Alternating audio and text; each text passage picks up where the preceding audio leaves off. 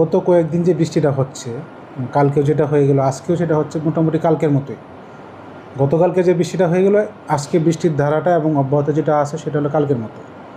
আগামীকালকে থেকে বৃষ্টির পরিমাণ এবং বিস্তৃতি যেটা বললাম, মেনি প্লেসেস মোস্ট প্লেসেস আমরা যেটা বলতে বুঝি, সেটা অনেকটা কমে আসতে পারে।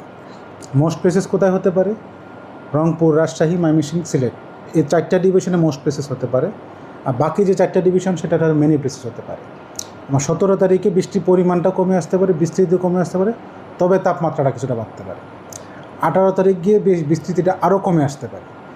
বৃষ্টিটা শিফট হবে টোটালি নর্দার্ন পার্টে, হয়তো বা রাজশাহী বাদ যেতে পারে, বাদ দিয়ে হয়তো রংপুর, ময়মনসিংহ, সিলেট মেনি প্লেসেস, আর বাকিগুলো ফিউ প্লেসেস হতে পারে।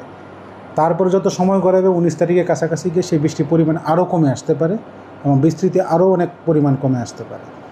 তখন মেনি থাকবে না, মোস্টও থাকবে না, উপরের 2টা ডিভিশনকে 3টা ডিভিশন ফিউ প্লেসেস, এবং বাকিগুলো অ্যাট 1 আর 2 হতে পারে।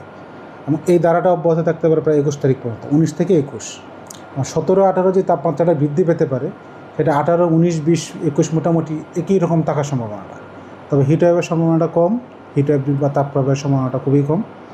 এবং 21 তারিখের পরের পদ্ধতিতে 5 দিন আমি হিসাব করি, বা 4 দিন বা 5 দিন, আমরা 21 তারিখে যে রেনফলটা বা বৃষ্টির যে প্যাটার্ন কিংবা ওয়েদারের যে প্যাটার্নটা পাবো, মোটামুটি 4-5 দিন একই রকম থাকতে পারে। তেমন সিগনিফিকেন্স কোনো পরিবর্তন নেই বা উল্লেখযোগ্য কোনো পরিবর্তন নেই।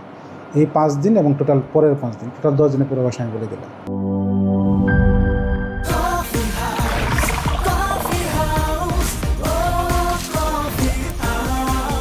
কফি হাউস, প্রতি চুমুকে আড্ডা জমে।